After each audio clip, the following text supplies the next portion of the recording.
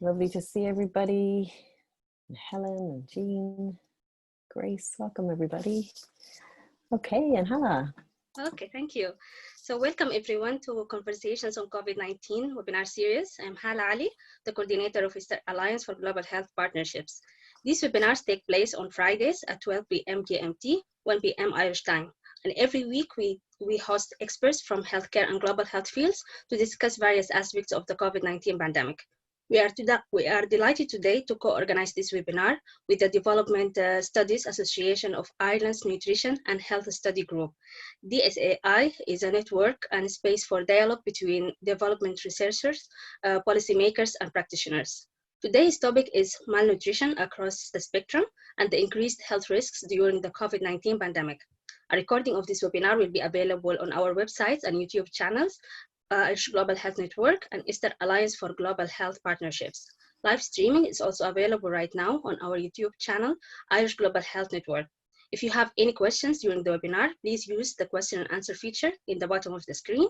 And for now, I will hand it over to Nadine Ferris-France, the Executive Director of Irish Global Health Network. Hi, Nadine. Great, thank you, Hala, and welcome everybody on a beautiful sunny day in Ireland, which always feels good on a Friday. Really excited for our webinar today, talking about malnutrition and the increased risks, health risks during COVID. So I'm really excited to learn from our panelists and from our audience today. Just to introduce the speakers, we have Dr. Timothy Roberton. He's with us from Washington, D.C. He's a faculty member in the Department of International Health at Johns Hopkins Bloomberg School of Public Health. And Tim also works as part of the team there that maintains the Lives Saved tool, and he teaches courses on impact evaluation, NGO management, and statistical modeling. So we're going to be hearing a little bit around modeling from Timothy in just a bit. Also delighted to have Mary McGrath with us here. She's from the Emergency Nutrition Network, and she's also co-chair of the Wasting Thematic Working Group of the Global Assistance Mechanism on Nutrition. So very welcome, Marie. We've also got joined by Sajia Mehjabeen. I hope I pronounced that somehow okay. She's a nutrition advisor for Concern Worldwide, and she has worked in many settings in emergencies on transitional and development programs across many countries in Africa and Asia. And we also are delighted to be joined by Susanna Al-Moussaoui, a public health nutritionist and nutritional epidemiologist who's speaking on behalf of the NEDPRO Global Centre for Nutrition and Health at Cambridge. So delighted to be co-hosting this with DSAI, and thank you to Jacinta, who chairs that working group, for putting this together. So I'd love to hand over to our webinar anchor, Professor Rory Brewer, who is the former head of the Department of Epidemiology and Public Health at the Royal College of Surgeons in Ireland, just to kick us off. So over to you, Rory. Right, so hopefully we'll get the screen sharing going.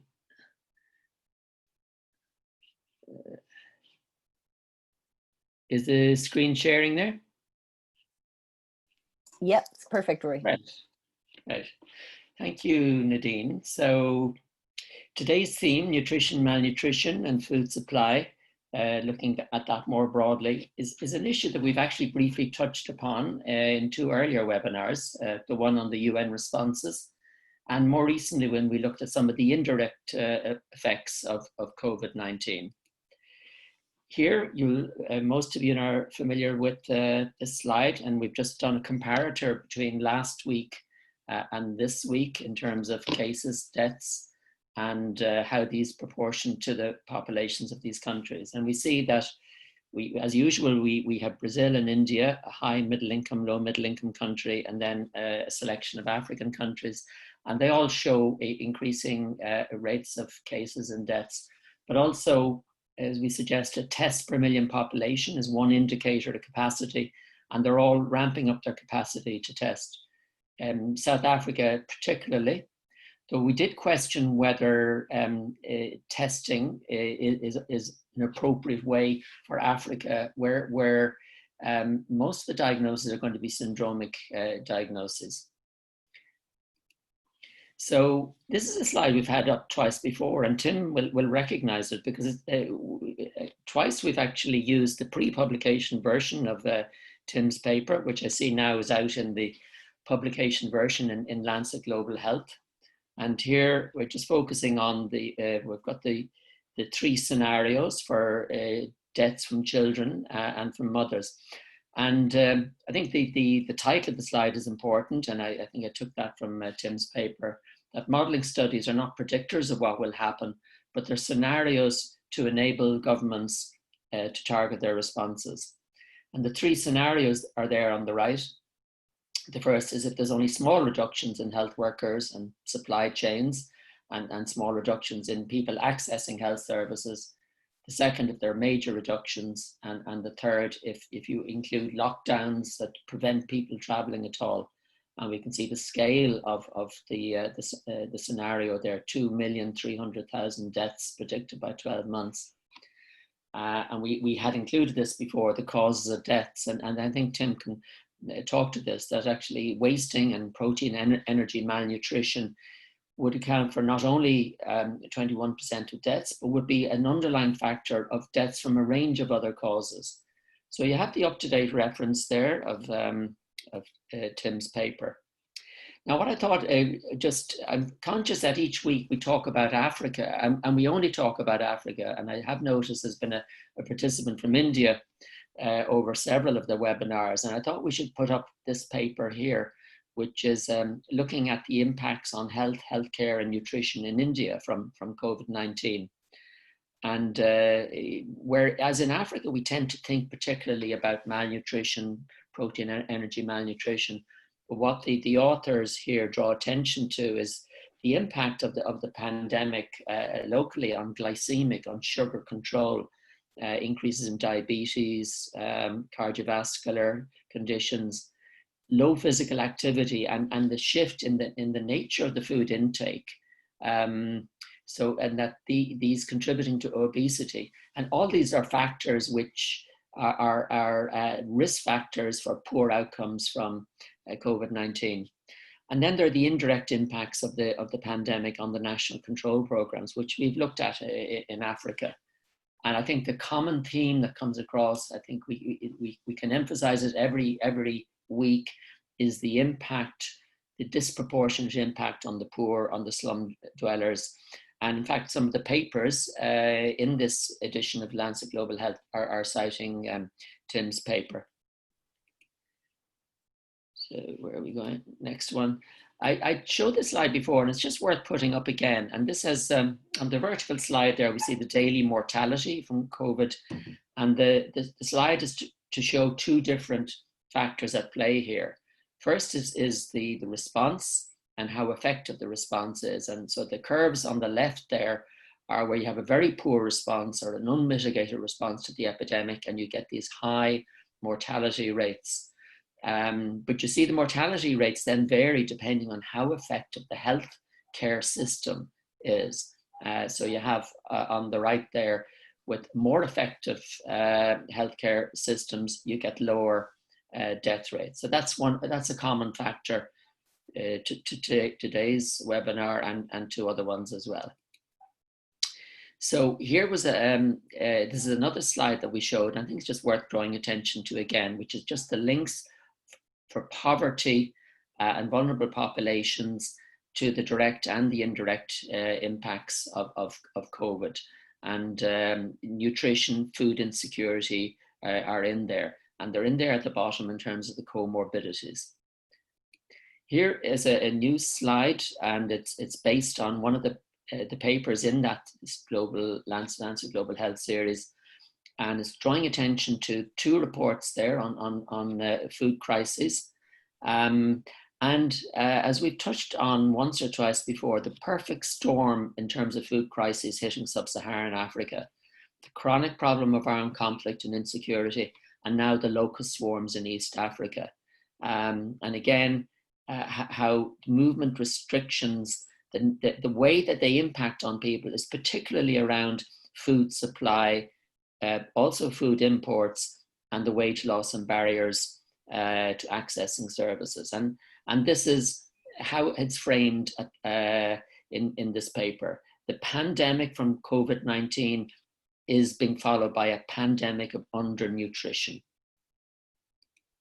So here, and thanks to David Weeklim for sharing this policy brief with us. This is just a policy brief from the UN that helps to frame approach to looking at food security and nutrition in the context of COVID-19. I won't go through this slide. I think I know Ellen will have these slides up quite soon afterwards. And I think it's better that we actually listen to the panel and see how some of these factors help to frame their experiences and their expert views of what's happening in low and middle income countries. So I've included the references at the end, and Ellen will be putting those up as we talk. So thanks, and I'm really looking forward to hearing all the panel. So thanks, Nadine. Mm-hmm. Thank you, Rory. Thank you for a super job of just framing all of the issues for us as we kick off. So I'm going to move straight to you, Timothy, if that's okay. And Rory referred to the modelling study that you've recently published, which is really around the indirect effects of COVID on maternal and child mortality in low middle income countries. Can you explain a little bit about the study, why you did the study and what you found?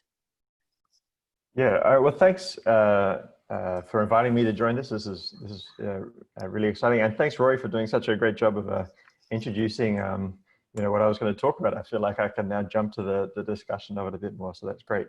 Yeah, I think the listeners will already have perhaps some idea, but basically we know that from past outbreaks or pandemics that there are issues related to the virus itself or the kind of concerns of the direct concerns of the outbreak. But because of the outbreak, for various reasons, other things might happen that could also cause health issues, notably the disruption of health services. So people not being able to access routine healthcare, right? And so we sort of knew that early on that this was likely to happen. And so we ran our own modeling to see, what the potential indirect effects might be with COVID-19. So we set up a number of scenarios, and as Rory said, we weren't trying to predict what was happening. We were simply trying to say that, if certain things were to happen, what then would be the consequences for maternal and child health.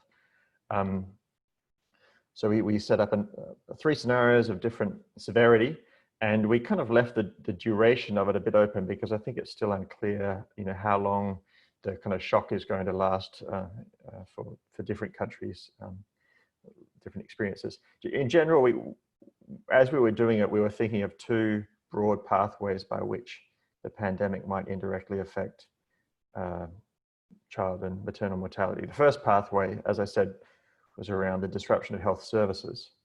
So people either not being able to access care, not being able to get to a health facility, not being able to afford health services, perhaps being afraid to travel or afraid to go or fearful, making different kind of calculations around whether or not they should seek care. So access side, but then also on the supply side, potentially issues in the provision of care. So health workers themselves, perhaps not being available, perhaps being out sick, being distracted, or having to deal with other aspects of the pandemic, or in terms of medicines and equipment, maybe supply chain issues also there. So various factors that could mean that kids and pregnant women aren't getting the routine essential health services that they usually would. So that was one big broad pathway.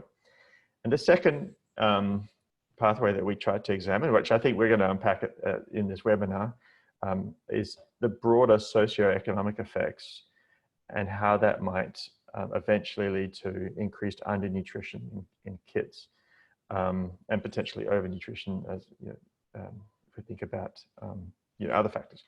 Anyway, so the thinking there was that because of the pandemic, people might not be able to have access to food systems disrupted, agriculture disrupted.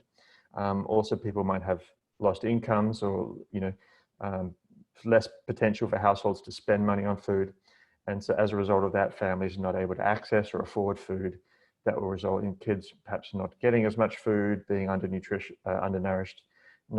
And we know that wasting itself doesn't necessarily kill kids, but it increases the susceptibility of kids to die from other infectious diseases. So pneumonia, measles, meningitis, and dying from diarrhea. So that's another pathway by which kind of, you know, that we're concerned about. And we modeled various scenarios, and Rory presented the results. And I think just to sort of conclude, we've you know, the paper I think has been received very well, but I'll be the first to admit that what we did was highly speculative, and that I think you know, a lot remains to be seen in terms of how countries will respond, and whether or not we can mitigate COVID itself while also allowing for routine health services. And if we can do that, perhaps the effects won't be as bad as we predicted or we estimated. Mm-hmm. Yeah, thank you for that, Timothy. I know that at the moment I'm working with a wonderful group of people in Zimbabwe who are living with HIV, and they're down to 1 meal a day at the moment. So I think that's it's a very real situation for countries that are you know, that have those kind of restrictions. I wonder, could you say a little bit? I mean, obviously, when you were going through looking and putting together the modelling, were you able to identify any programs, you know, specific programs that could have a significant impact on improving the child and maternal mortality, particularly ones that maybe if they were modified, they could have a good impact? Yeah, so we didn't necessarily look at programs in terms of you know, particular kind of initiatives, but I suppose we're thinking more about the interventions, or what are the kind of treatments, or, you know, kind of health services that are important. I mean, around the world, most kids under 5 die from either pneumonia, diarrhea, or malaria in malaria endemic countries. And so, and we have good treatments for those that are quite effective. So antibiotics for pneumonia, oral rehydration solution, and maybe zinc for diarrhea, and then ACTs for malaria. And so it sort of makes sense that in our modeling efforts, we found that if kids are not able to get treatment for those 3 illnesses, then that's going to likely contribute a great kind of greater proportion of the potential additional deaths that we might see. So particularly, I think antibiotics for pneumonia, and for neonates as well, for young newborns, sepsis, getting oral antibiotics to treat that. So that is, I think, important, and that, you know, if we were to have to prioritize interventions, perhaps we would focus on that. But I think intervention delivery is sort of complicated, and it's perhaps not very helpful to think of specific things. I think we're better to think about what strategies we want to, you know, how we get treatments, of any treatments, to kids, maybe through using community health workers, or maybe through modifying provision of care at facilities. But the other one big factor that we looked at, and I think which we'll go on to talk about, is you know, wasting as a potential you know, contributor to child death. And in our scenarios, again, highly speculative, and it's, in some ways, our results are driven by the assumptions we chose. But we found that, you know, the greatest potential cause of child mortality was an increase in wasting. Maybe I'll just say that for those interested in maternal mortality for the mother, the biggest, the things that would lead to the greatest number of maternal deaths would be a reduction in emergency obstetric services. So, you know, again, mothers around the world often die from postpartum hemorrhage, from eclampsia, preeclampsia, and maternal sepsis. And again, we have treatments for those.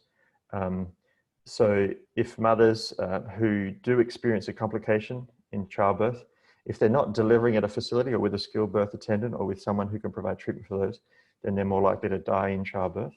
And so those 3, and just having a clean birth environment as well, you know, leading to maternal sepsis, those sorts of issues, I think, are the programs or the kind of health interventions that we need to prioritize for mums.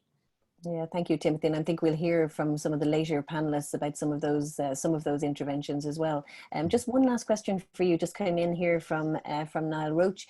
In the modelling, did you factor any disruption to wash services as a key component of primary healthcare? So that's interesting. We've had that. I think you know, our work, I think, has been well received, but a few people have come out and talked about some of the things that we didn't model, and I'm very happy to talk about them. You know, we didn't look at changes in breastfeeding, and I think maybe if we're talking about nutrition, that might be something to talk about. We didn't look at some of the long-term effects, for example, in reduced contraception on fertility and population growth, or on stunting, or other longer-term things. And we didn't include wash in the thing. And I'm thinking at the time, this was quite early on. I mean, March, you know, it was a few months ago, and it's amazing to think how much has changed then. You know, I think as we were just putting together our assumptions, we thought that, wondering, is there any reason to believe that you know, piped water into the house or improved water sources would change, and perhaps not. Would hand washing change? Arguably, hand washing might go up. So I think we thought best just to leave or exclude wash from our initial analysis. But I know that a lot of people have been talking about it, particularly in humanitarian situations. And I'm certainly happy to be convinced that that's something that is we should look at. And certainly it's important regardless. Yeah. Yeah, good. Okay, Timothy, thank you for that. We'll try and circle back around again. I think for now, I'll move over to Marie, if I can. And Marie, you know, the Emergency Nutrition Network, you're well used to working and responding to emergencies of all kinds. But I know specifically around COVID, you've done a lot of work in trying to fill the knowledge gaps around nutrition in COVID and really trying to understand what the core issues are for people in communities in low middle income countries. What are some of those key issues that you've discovered from your work so far? Thank you, Nadine, and thank you for giving me the opportunity to join this conversation. A wonderful selection of panelists. And just to set the context, so ENN, Emergency Nutrition Network, we're a UK-based charity based in Oxford, and we actually began live at a desk at Trinity College in Dublin nearly 20 years ago. So I always feel I'm coming home when I have a little visit like this. So you're welcome. So welcome. Yeah, nice to be home.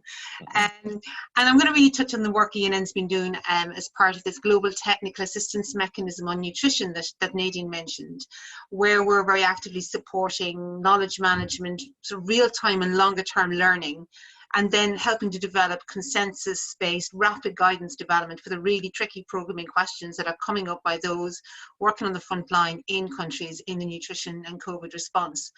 And just to explain quickly, the GTAM is a sort of common global mechanism that was set up maybe about a year ago. It's endorsed by over 40 global nutrition cluster partners, and the aim was to provide really systematic, predictable, timely, coordinated technical nutrition assistance to those working at country level. UNICEF is the cluster lead agency with nutrition, leads it together with World Vision International, and ENN is the knowledge management partner with that.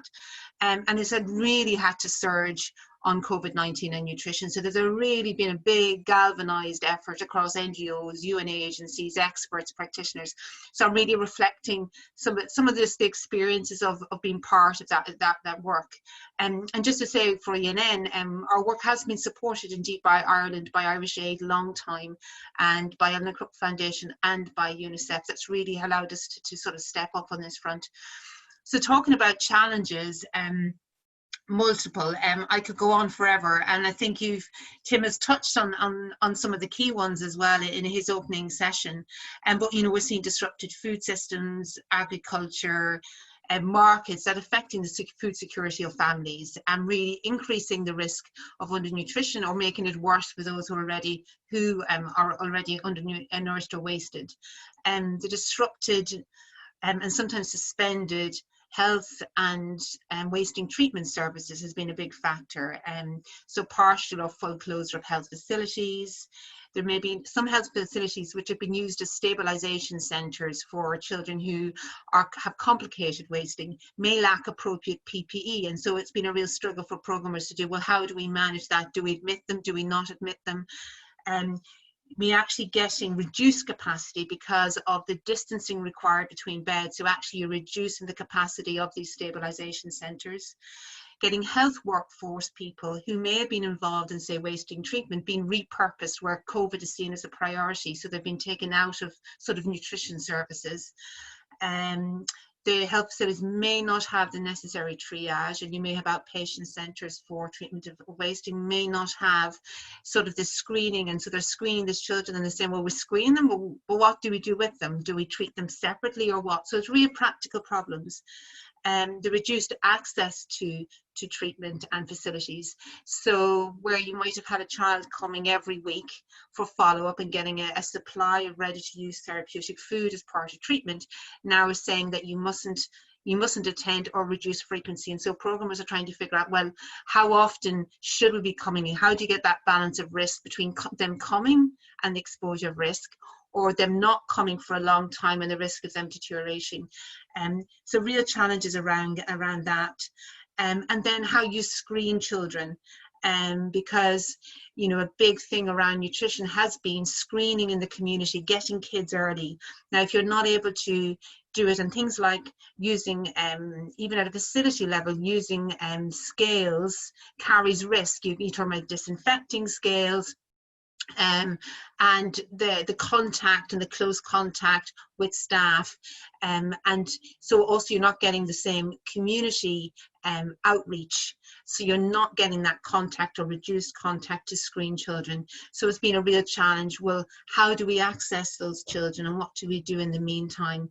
And the COVID-19 pandemic, and I think reflected in Rory's slides, affects many countries around the world, but many of them with fragile health systems already, and or are affected by humanitarian crisis already, or severe food insecurity already. So this is just another thing on top of that. And we sometimes also forget that many of those affected in these sort of challenging contexts live in urban contexts where physical distancing is just not possible. You've got refugee contexts like the Rohingya crisis in Bangladesh, where social distancing and physical distancing is not possible. So that creates a real challenge. And how, if you've got people where would normally be coming to, say, a supplementary feeding program, where it is about convening people together, well, what do you do in that circumstance? The scenarios is very interesting that we hear from Tim, because that's one of the challenges that we're seeing from programs in different contexts, is lacking data on caseloads, and how do you project or anticipate and capacitate in order to respond. Pre-positioning of supplies, how much supplies should we position for critical foods and supplies for treatment of wasting, and indeed interruptions in these supplies, because markets and production and supplies and transport have been affected. So even the essential nutrition supplies for treatment has been a challenge. I think there's also been sort of gaps or challenges in actually applying and interpreting the evidence and what evidence exists when it comes to programming. And a good example comes from the breastfeeding front, which is we know is fundamental to child survival. It helps to protect against the infections, a key source of nutrition, and fundamental for maternal health as well, and for infant development and growth. But there's been a lot in the response, a lot of misinformation and misinterpretation of around breastfeeding in the context of COVID-19, and it resonated a bit with the HIV scenario, where the risk of transmission dominates the risk in people's heads. And so the fear of COVID transmission and some sort of miscommunication, misinformation, meant that mothers and infants were being recommended in many countries to be separated at birth. And this, you know, creates a huge problem, and there was no grounds for it.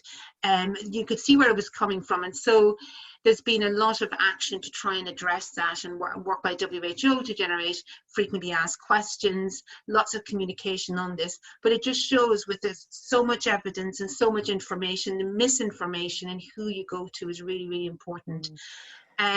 Marie, how in the context of what you've described, I mean, there's so many complexities and so layer upon layer of issues and challenges. You know, how has the network been able to respond to some of these issues? And obviously, like everybody, still on the fly, just trying to do the best you can. How have you responded? Yeah, so as part of the GTAM, what is convened is, so to give for an example, when a lot of these questions and these real programming realities are coming in through various channels, through help desks at UNICEF, through the country programs, through an online forum that ENN manage. So they're escalated, they come to the global technical mechanism, and then if there's guidance that can be applied, they're reflected in briefs. They go onto the GTAM website in a sort of a Google document. They're distributed back out. But the tricky programming questions, that is not an easy answer. This is escalated to the thematic working group that ENN co-chair.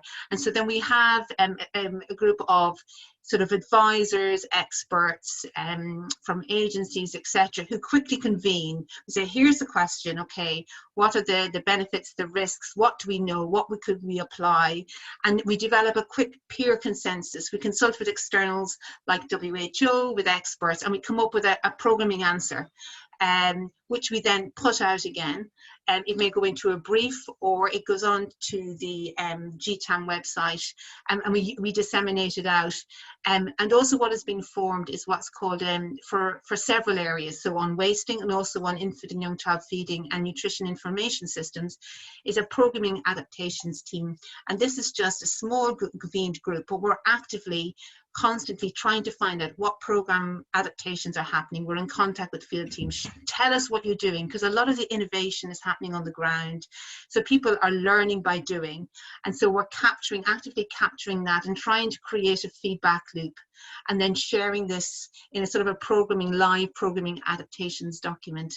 So there's a sort of, and I think trying to curate as well. So for example, the Global Technical Mechanism put out a brief on wasting at the outset, maybe 2 months ago, and one on infant and young child feeding. Now that is, the original ambition was like every couple of weeks, they'll put out a new brief. But actually we thought, God, there's so much going on. If people are getting briefs every 5 minutes, people just look at the first brief and don't. So we really want it to be timely. So they're updating a new one on the wasting one, which will be out in the next week and a half or so. It will reflect sort of, it'll be informed by what's been happening. It'll be informed by programming adaptations that have been happening, and it will be distributed out. So that's what sort of the effort that's galvanizing around trying to do that. And I see already, you can see Brita Gahan there from Concern is just saying that the information that you're providing is very, very useful to organizations like Concern. And I know it must be, you mentioned yourself, Marie, the evidence, and you know, how are you, you know, you're obviously working alongside WHO and UNICEF and others, but how are you responding given that the evidence is, you know, constantly evolving and changing, and also how are you contributing to that evidence base as you go along? Yeah, it is. It's what we're wrestling with every day, and I think a good working example, I think, was with the breastfeeding issue, where we are seeing real potential damage and loads of questions. So a few of us, the agencies, Save the Children, MSF, ENN, and several, became part of a group with WHO, and WHO were getting similar questions from their countries, and so we put our heads together, came up with frequently asked questions that would address these, and then worked very, very closely. WHO are doing a great job in terms of you know, having to be really on top of it all the time, in terms of, it's just mesmerizing what's coming out. And so we are working very closely with WHO, and just so trying to make it sort of, it's very practical stuff that we're putting out. We've done things like information notes. I think also what we're seeing is that there has been innovations and some new developments in nutrition recently, sort of simplified approaches to managing wasting, sort of reduced dosages, use of mid-upper arm circumference to identify children, but it's been done by families and by mothers, not by a health worker. So actually these things are being used as well. It's actually catalyzing some of the changes that would be maybe a bit slower to take on, but it's like all of us now using Zoom. We're suddenly all au fait with it. The same thing is happening, and so maybe the silver lining in some of this is that it is catalyzing change that may mean more access, mean more community.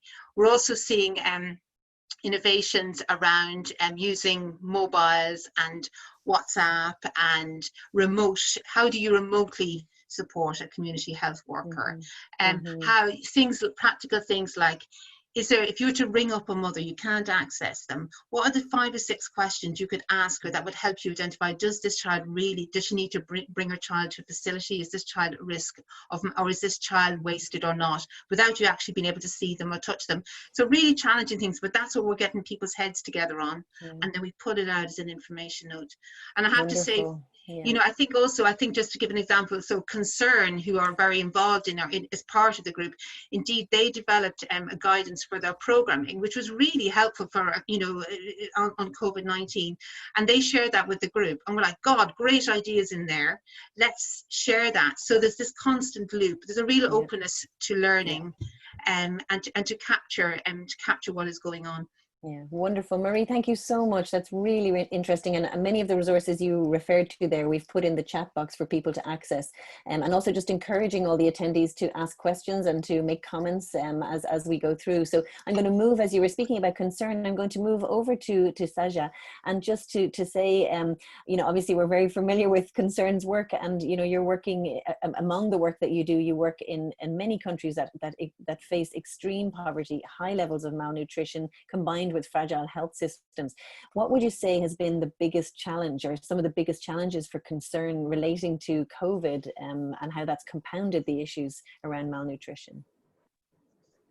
Thank you, Nadine. I think most of the challenges has been outlined by Marie like very nicely, and they also apply to Concern, because these are the challenges that we are facing every day and responding to this crisis that are now like tremendous.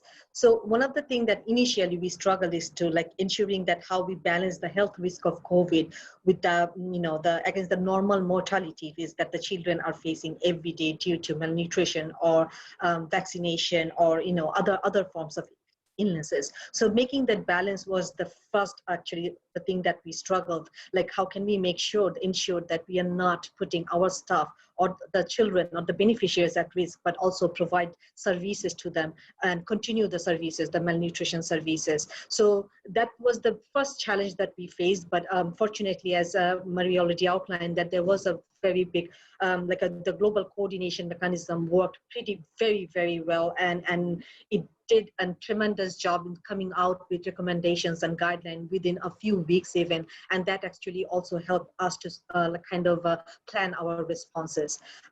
The thing that we are still struggling, and I hope that we will find a solution in the near future, is to how can we continue the services in the community, the things that we used to do, like identify the malnourished cases in the community through screening, or doing some preventative work through focus group discussion, or mother-to-mother support group or care group structures. So those are the things that actually are stopped right now, and we are struggling to find a solution. Because most of the countries that that Concern is working is very fragile, and some of the innovation and technologies that have been coming out recently, which includes mobile phones and WhatsApp, it might not be applicable to most of the areas that we are working in because of the network issues and because of they don't have any mobile phones in their hand.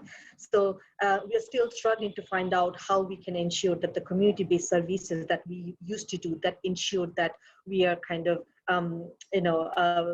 getting the cases from the community, we're tracking the children, we are making sure that the preventative messages are going there. It's actually are stopped now. So we are still struggling to find a way to ensure that. Mary already also mentioned about some of the knowledge gap, but I would say that for us also one of the biggest knowledge gap would be to kind of understand the impact of COVID on the children who are already malnourished. So when we were treating the children, what are the risks? Like if they if they are getting COVID, what would be the best treatment protocol that we should use? What should be the guideline? And also if they get the COVID, will their symptoms be more severe? And how would we manage it? So these are the questions that are still unanswered, and these are the questions actually we are also coming from the field and asking us what we can do if we find a case with COVID and malnutrition. What are the protocols we should follow? So this is an area that I think we are working on to find a solution, but there's still a gap. Another challenge I would say is kind of to balance between the treatment and preventative activities that we used to do. So right now we are mainly focusing on life-saving treatment, and all of the preventative activities are kind of are going on a slow pace now because of the movement restriction and other restriction. But if we don't find a solution soon, we can see more people, more children, vulnerable group who will become malnourished.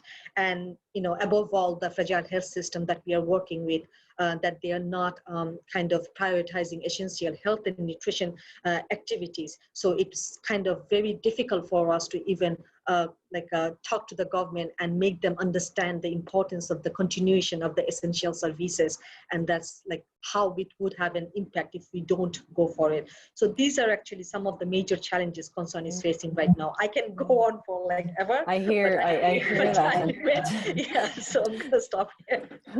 Well, I wonder if I could hone in on, I mean, we've heard in previous webinars just the importance of essential services, essential health services. But if we're really thinking about essential nutrition services, you know, Marie mentioned, for instance, some of the innovations that are just, you know, organically coming up, like mothers, you know, mothers being involved. Have you seen anything from programs so far, from concerned programs that, Yes. kind of, I would say like that's one of the first thing that we did actually, that we actually, when the crisis was starting, we thought that we need to continue our services, and the best way to do is to go for no touch approach. So Mother MOAC, empowering mother to take MOAC was always there. So what we did is like we brought it into the facility base. So we used the dolls on the or some kind of dummy to show mother how to measure the children, so that we don't have to touch the children. So this is a kind of an approach we have like started from like very early when the COVID actually started. So this is an approach that we already implemented. We implemented very successfully, and it's kind of still ongoing. So that's how we are providing the treatment right now. We don't touch any children. We don't do the measurement.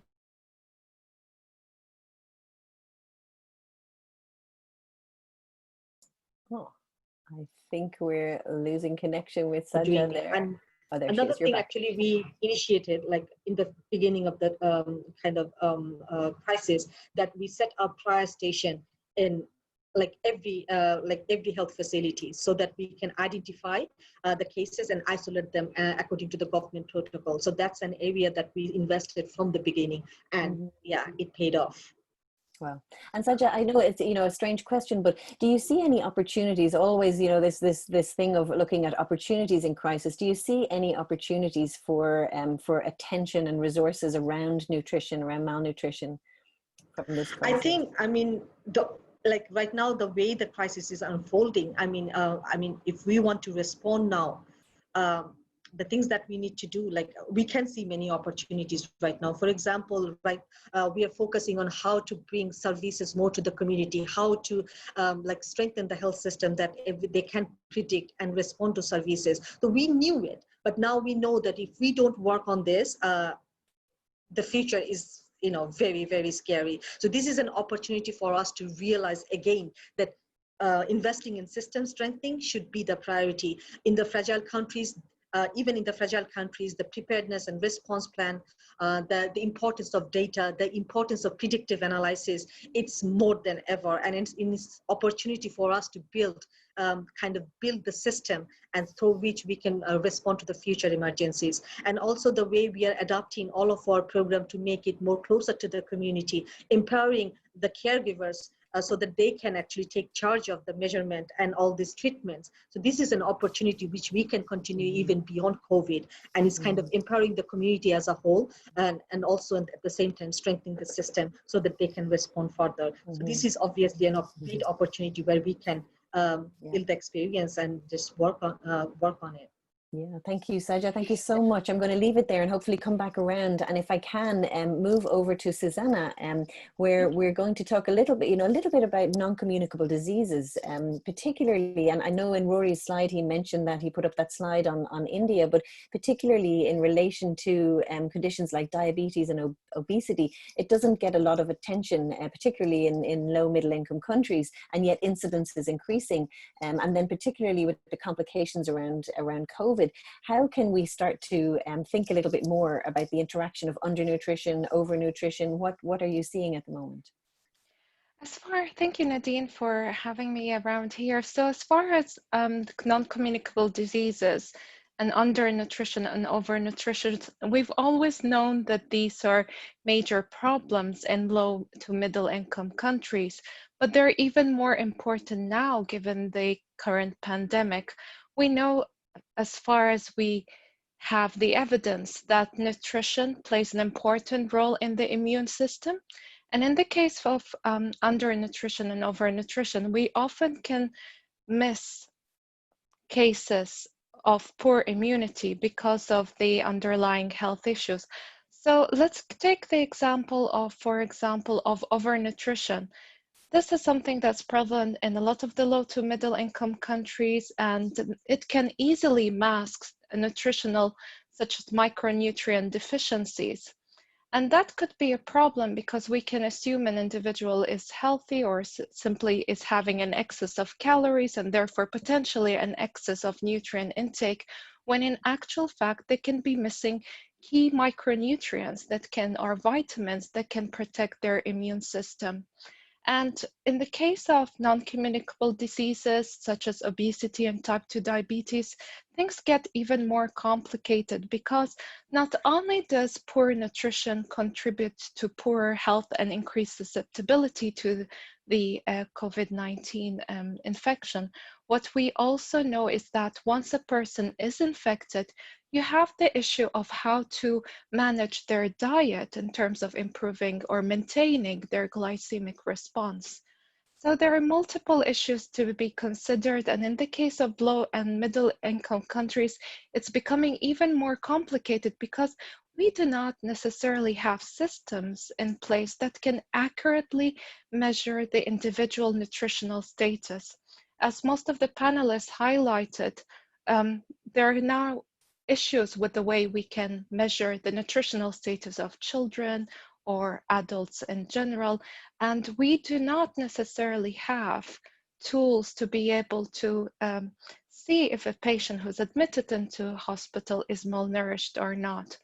And as far as, for example, Morocco, I'm working with some health care professionals in Moroccan hospitals, and what they're being faced by is that once a patient is admitted into hospital, if they do identify malnutrition in their case and they try to manage it, by the time the patient goes out into the community, there is no way of following up to see what's happened in terms of their nutritional status.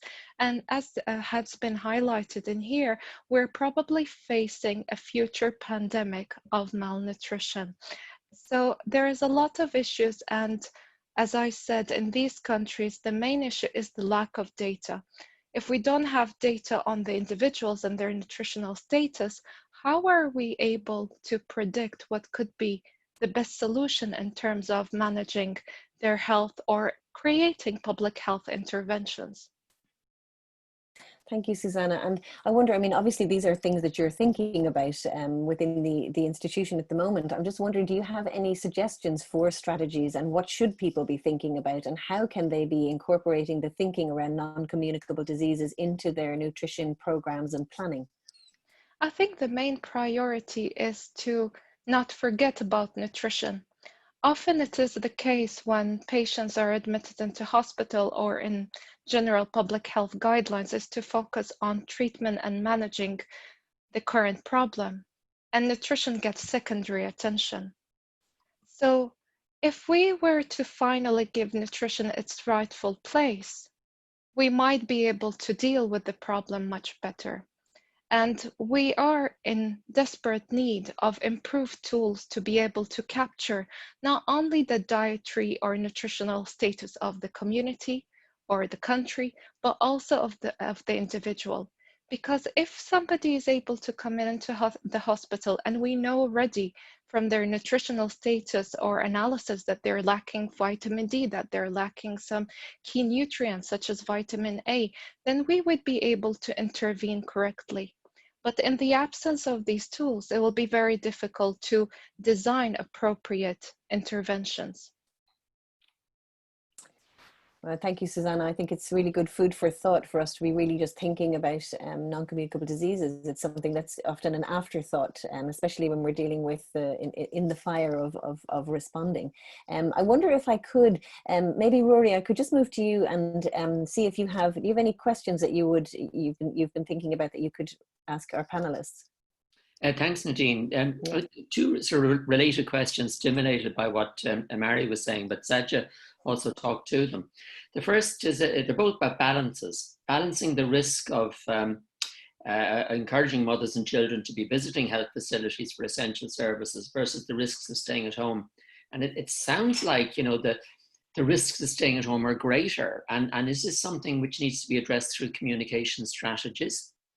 And the second is also a balance, and that's between WHO has advised us how to reprioritize services so that essential care for COVID needs to be provided. But are there risks whereby that staff and resources and effort get shifted away from essential services to respond to COVID? And yet being able to respond to COVID is probably essential to show that the health services are responding to a real need. I'd welcome if any members of the panel could just sort of talk to those in their final comments. Mm-hmm. Great, the floor is open. Marie, I see you've unmuted, go ahead. Yeah, I think they're spot on questions, and they're the real dilemmas. And I think whilst there might be some opportunities, I think there's a real risk that nutrition gets sidelined in terms of attention, resources and capacity. I think as much as possible, there's been a move as well to try and integrate nutrition within health systems and services, and universal health coverage very much speaking to that, but we're not there yet. And I think there is a risk. I think it remains there's 47 million children wasted in the world, less than a quarter of them are treated. And we don't get the same attention as a COVID pandemic. And I think it's interesting hearing the narrative about people saying we're going to have a pandemic of undernutrition. We're having to use the word pandemic in order to sort of get attention on nutrition somehow. So I think that is a real dilemma, I think, at country level, and the sorts of practical things that programs are doing are like looking at the sort of the triage, or how do we do, getting more nuanced. Who are the most at-risk kids in our community, and how do we prioritize them for access to services?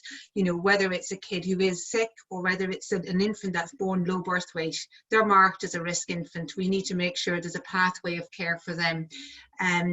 But I think there's a real risk of, as Sajia says, we've already in fragile and under-resourced and under-capacitated health systems and services. But I think the push towards the community, engage in the community and prevention, I think we undersell the prevention, and I think trying to lifting the lockdowns, or as soon as possible trying to get that kind of the food security, the agriculture, all of those things that help to prevent. That means we're going to have less kids sick and wasted. And I think that is, again, that tricky balance. We're seeing it in all our countries, of when the compromise is that the balance of risk of COVID versus the balance of risk. And many of these countries are saying, yeah, COVID, but we've got a million other things that are killing our population as well. This is just something else. So I think that's what people are struggling with on the ground. But there is innovation, and there is that sort of prioritizing of children and services, but keeping nutrition on in the services is going to be a real challenge. Thank you, Marie. I wonder if we could go over to maybe to yourself, Sajia, in addition to maybe picking up on some of the points there in Rory's questions. I see there's also a question in there that surely there's a need to treat urban dwellers and rural ones differently in relation to attending facilities and interventions. Maybe you could pick that up as well. Thanks. Yeah, I just want to add to what Marie already said, that about the fragile health system as just diverting the already limited resources to COVID response. There's another problem that we are facing, is that even if the services are available, actually the mother and the children are not coming in the fear of getting COVID. So that type of kind of communication, that type of how can we bring them to the health services? How can we build that trust? That's also another kind of challenges that we are facing. Yeah, in relation to the urban and the slum, that's actually, I forgot to mention about that challenge, because when even we were trying to do we will do the no touch and we will maintain the social distancing in every services, we didn't find a solution for the urban areas, and even for the camps like Bangladesh. This is one of the biggest a refugee population, and it's so dense. We still are struggling. What can we do to make sure that the social distancing are maintained.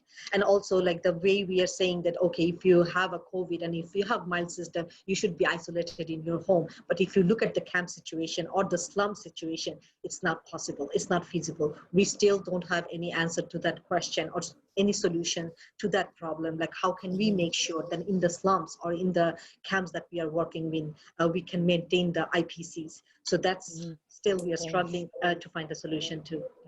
Yeah, thank you, Sajia. And I see another question in there from Deirdre. Just we're talking a lot today about what's happening right now and just responding as best we can. But in terms of the longer impacts, you know, what kind of solutions are we already thinking about in relation to food security and chronic malnutrition, and also any advice in terms of where resources should be spent, given that they're so limited? Question to anybody, really, any of our panelists. Sajia, you're jumping in. I just wanted to say I don't have any answer. Still don't know. We are still so many things that's unknown. We don't have enough data. We don't have enough resources to collect data. Or I mean, according to me, we still don't know the impact, but we can at least predict based on the data that already Timothy presented that what is coming. But yeah, we are learning. I hear you. Sajia, just as I'm with you right now, as I'm just moving through the panel, maybe you could just give us 2 takeaway points from today that you would leave us with and leave our attendees with. Just 2 very short takeaway points. The first and foremost, nutrition should be the center for any responses, COVID or non-COVID. I mean, it doesn't matter. Every sector should make nutrition a priority because, as already Susanna said, it's going to be a pandemic. So that should be the key priority. And any type of activity we do, we need to gather we need to collect the knowledge, the lesson learned. We need to document, we need to know what we are doing and what are the impact. That's a huge gap. And for us even, we are not good at it. We are not capturing the lesson learned as much as we want to. So that will be the 2 key takeaways. Thank you, Sajia. Really well heard. Thank you so much. Coming to you, Timothy, 2 takeaway points. I mean, obviously you've been listening to the panelists as well, and obviously such great appreciation for the study you've done. 2 takeaway points for us today. I don't have that much to add. I would say, you know, as per our research, I think the main thing is just that policymakers should be considering all the trade-offs here that are involved. And while we might not have, you know, good sort of evidence for cost benefits in terms of certain aspects, you know, there's clearly issues here which we've all discussed, and a potential for real health consequences on the indirect side of things. So I think we just have to keep that in mind. And then I think secondly, you know, use this as a time to innovate and think about how we can deliver services differently, how we can maintain services and kind of continue to build, and not just to, you know, during the pandemic, but also that might improve service delivery and healthcare more generally in the long term. Thank you, Timothy. And we love that if also you could take away some modeling, including incorporating WASH, we know that we would really appreciate seeing more on that. So thank you for that. Susanna, just coming to you, 2 takeaway points for you.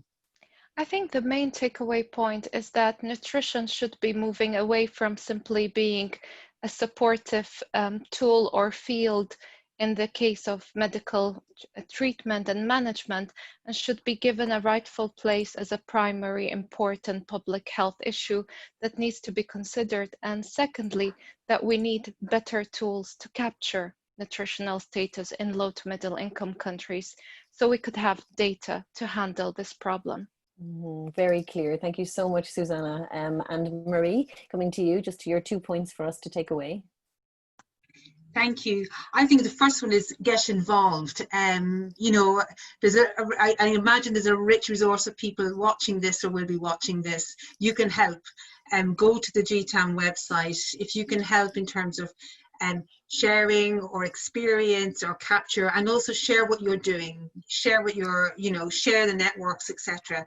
So get involved. You know, there's an awful lot you can do from afar.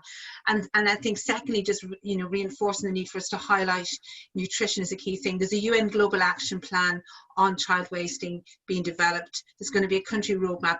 We need to keep our back into this, put our back into this, and keep the wind behind the sails on really getting child wasting, and this is reinforced the need for this. So I think really engaging and making sure nutrition remains on the agenda. I think we have to shout louder than we ever have had to, so that we sort of go forward on this and not backwards. Marie, thank you so much, and thank to each and every one of you today for just, you know, educating all of us and inspiring us all to be more passionate and shout louder on nutrition and malnutrition.